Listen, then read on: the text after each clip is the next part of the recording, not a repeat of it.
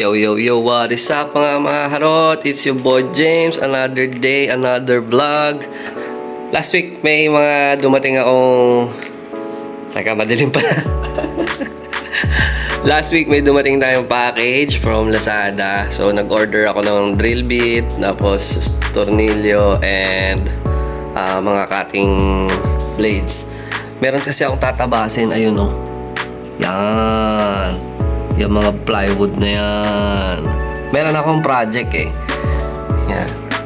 May nakita ako sa isang condominium sa Makati. Ang ganda nung ano, yung tabas-tabas siya na plywood, tapos bumuo siya ng another whole set ng furniture gamit lang yung tabas-tabas na plywood. So, try natin. So, ngayong araw, magtatabas lang ako kasi ano na eh.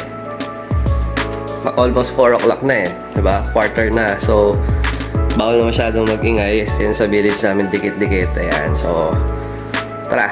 Tingnan natin. Grabe, lubog na lubog yung circular suko ah. Ito mga ano to eh. Mga drawer guide. Okay. Asan ang aking circular suko? Ayun. Asa pa? Hindi pa ako yung mga plywood sa labas. Yun yung mga gagawin kong another set of toolbox kasi ano sila yun. Ayan. Sa isang malaking container ko lang sila pinagsama-sama. Kawawa naman tayo. Wala tayong toolbox na matino. So ito na ang aking circular saw. Lotus. Ito ang gagamitin nating extension. Okay, balik na tayo. Ligpit. Baka magalit si Mrs. So ito, meron ako dito Lotus circular saw 1,500 watts. Matagal na nasa akin to kasi nung nag-start ako mag-DIY, napansin ng tita ko nasa stage siya na parang may potential. So niregaluhan niya ako ng pambili nito. Mura ko siya nakuha dati sa Buildmate. Sa Buildmate ko siya nakuha. Parang may promo. Nasa around 1,500 ata, mga ganun, o mas mababa pa. So matagal ko na siya nagamit na rin siya dito sa bahay nung ginagawa yung bahay, yung closet namin sa master's bedroom. Ito yung ginamit. Kinonvert nila into table, so kaya ayan medyo madumi. So ako, hindi ko nare-recommend yung table so gamit ito yung binabaliktad. Mas prefer ko pa rin yung talagang table saw kasi may tendency na yung vibration nito, tapos yung cutout mo hindi din solid. So yun lang, advice lang. So ito yung mga pinagbibili natin sa Lazada last week. So umorder ako ng adjustable countersink bit na 8x8x2.8. Ano to eh, special tong bit na to. Lalo na kapag kasi yung iba pocket ang ginagawa. Eh wala naman akong pang pocket pa. So kung mapapansin nyo, yung binili ko, yung may panlubog ng screw heads. Ayan.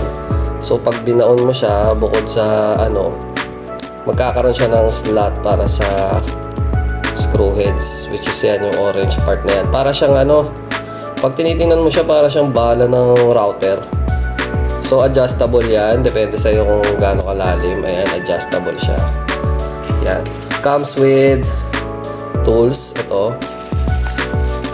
Ayan, yung mga tools niya pang adjust. So open wrench at saka Allen keys. And then yung isa ko namang binili, ay, ba't parang may rubber sa loob? Baka to baka importante to So mamaya tingnan natin, tago muna natin dyan sa loob. Tapos mga drill bit. Yan. Bumili na ako ng set kasi lagi akong nawawalan nito. Hindi ko alam bakit. Natsira nga lang yung yun lang nangyari pagka-deliver siguro. Ayun, sira yung lock niya. Titapang ko na lang dyan. Lagi ako nauubusan nito, nawawalan. Kaya bumili na ako ng marami. Dati kasi isa-isa lang ang bili ko nito sa hardware. So mas mura eh. Lagay ko na lang yung link sa ano ko, description kung saan ko sila in order.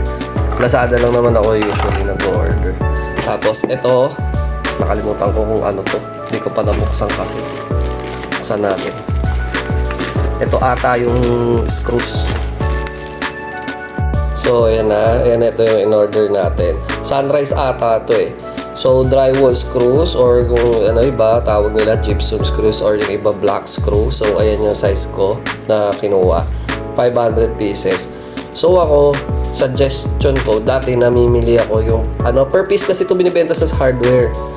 So, ngayon, ang ginagawa ko, box na ako kung bumili, 500 pieces. Mas, kung i-compute mo, mas mura siya. Promise, try nyo i-compute. So, ito namang Lotus, Lotus ko na circular saw, 1,500 watts. Na-review ko na to dati. So, ano lang naman siya, typical na circular saw. Malakas din ng palo ng makina neto since 1,500 watts siya. Tsaka maraming beses ko na itong nagamit. Ilang taon na rin itong nasa akin. Kailan ba nag-start ng pandemic? 2019 ba? Hindi ko man. Basta mga year during pandemic. Syempre nakakulong lang tayo sa bahay, wala tayong magawa. So nag-start ako ng DIY before sa channel ko na to. Kaya mo makikita nyo yung mga previous video ko. Tapos hindi na natuloy kasi nakontrata din ako. So hindi na ako nakapag-focus sa paggawa-gawa ng kung anik-anik sa bahay namin dati sa Fairview. So ngayon, ito na. Ano pa rin siya, mukhang brand new pa rin siya. Hindi ko alam, yung galing eh. Pero maraming beses na ito nagamit. Diba? So, wala naman. Yung mga iba, may idea na kung ano to. Yung trigger, ganyan. Yung adjust niya, 45. Ito, tapos may dyan. Yun lang. Try natin ngayon kung solid pa rin yung performance niya. Kasi hindi na ako yung gumagamit nito. Neto mga huli, yung mga tauhan ko na. Ayun nga, kinonvert nila into table. So, ako, hindi ko nire-recommend yung... Hindi naman ako nagalit sa kanila. Sinabi ko lang, delikado. Kasi nga yung vibration, bibitaw yung tornilyo and everything, ganyan. Diba? Hindi natin alam. Iwas lang tayo sa delikado. So, preferred ko pa rin is table saw. Kaya wag na kayong gumawa ng converted na into table saw na gamit yung circular saw. Kasi ang purpose niya talaga is pang ibabaw. Ayan, para saan ba itong mga handle kung hindi mo siya gagamitin pang ibabaw, right? So, tara.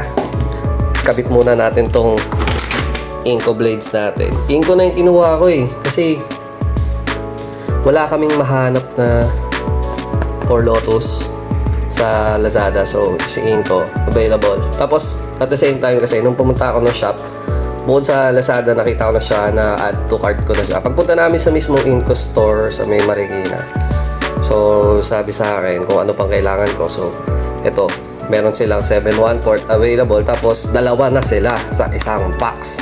Diba? Dalawa. San ka pa? Ayan o. Ayan siya sa loob. Dalawa nga.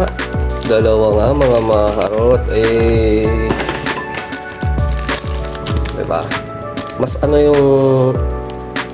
mas parang mas dikit-dikit yung ngipin niya compare sa, kasi pag bumili ka nito may kasama na siyang blade eh. May kasama na siyang blade before. So na siya, medyo bungi-bungi na. Sabi nila pwede pa naman daw yun sa palengke, may naghahasa daw. Ako, ewan ko, mas prefer ko talaga yung bago kaysa yung pahasa eh. Hindi ko alam kung o gusto ko lang nakikitang malinis lagi yung surface.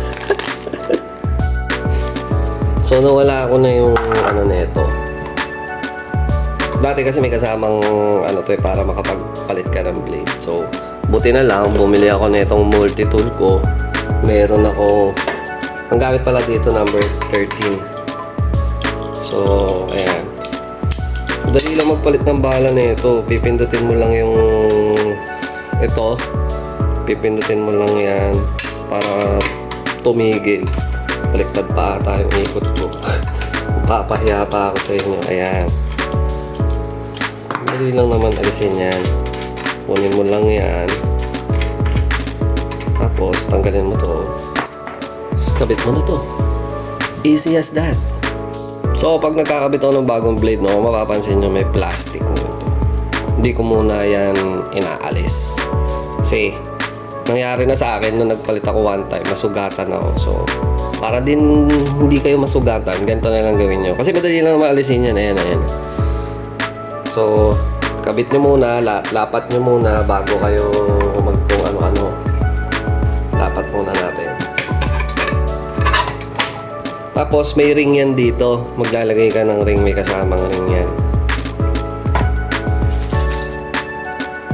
So ito yung ring niya. Every time na mabibili ka naman ng bala, kasama tong ring na to eh.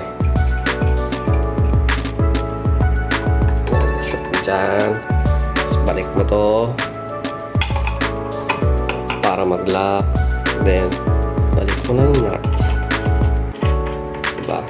Dali lang magpalit ng bala. Kailangan pa bang ituro sa YouTube to? So, ikpitan na natin. Pindutin nyo ulit to. Para hindi umikot. Yan. Ikpitan nyo. Make sure nyo, maikpit ha. Circular so to. 1,500 watts to. Pag pumalo to, putol lang kamay mo talaga. Ewan ko na lang. So, mapapansin nyo, hindi ko inalis yung plastic. Madali lang i-remove yan. Hilain nyo lang. Isa-isa. Ayan. Wala. Hindi ka nasugat sa pagkabit, di ba? Safety lang. So today, magtatabas tayo ng mga ano. Kasi yung mga nakuha kong libre, mga na-scavenger ko sa dati kong tinatrabahuan. Tinatapon lang yung ganito. Dito nilalagay yung sink. So ako, nanghinayang naman ako. Sayang, ang gaganda po. So tatapuputurin ko muna yan. Yung mga may lagpas na yan. Kasi ang kailangan ko lang is magka-cut out ako ng tagpi 50 mm dito. 50 mm. Maraming ganun. So, yun yung gagawin ko. So, presa na lang. So, ngayon, yung video natin is more on cut out. And, hindi ako expert pero proper using circular. So, sa mga hindi nakakaalam, ang distance ng blade papunta dito sa guide is 35. And then dito naman sa likod is naglalaro siya eh. 99 to 100 mm. So, yun yung mga measurement na kailangan natin. Start tayo mag-cut out. Tapos, ulitan na natin kung saan yung guide natin. Meron akong squala na nabili from Inco. Ito, plastic. Kasi, meron akong bakal na squala. Hindi ko mahanap. So, ngayon, nahanap ko na. Pero nakabili na ako nito. Sayang. So, gamitin natin. So, yung lapis ko, nawawala din yung pantas ako. So, ballpen muna. So, kailangan mo lang talaga i-maximize yung resources mo. Hindi pwedeng kesyo wala ka nito, kesyo wala ka nito. Dapat walang excuse. Ulitin mo lang kung anong project mo. So, ulitin ko. Balik tayo ulit sa dating safety na inaano ko. Yung may switch na extension. Napaka-importante niyan. Para iwas sa mga kickback tsaka aksidente. Para sa yan, marot.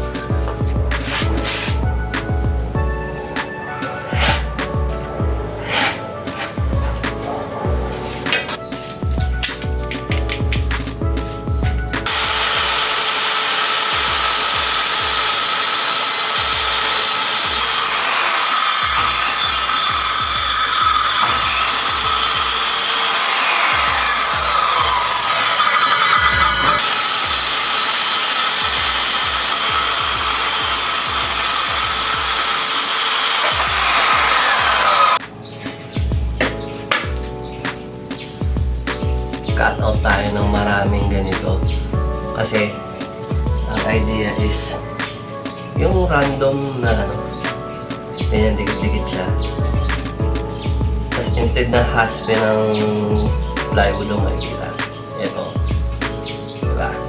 Basta cut out lang muna.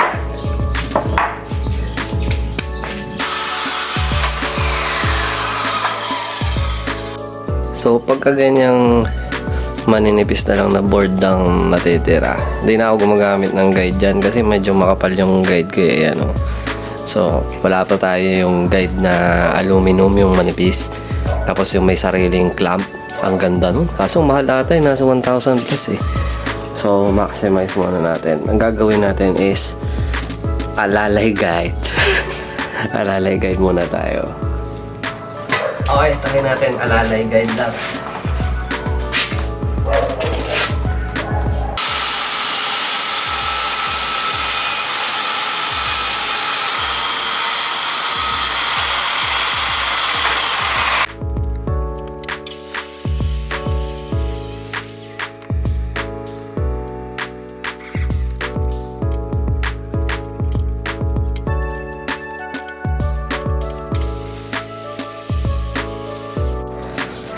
Huling tabas ko na to.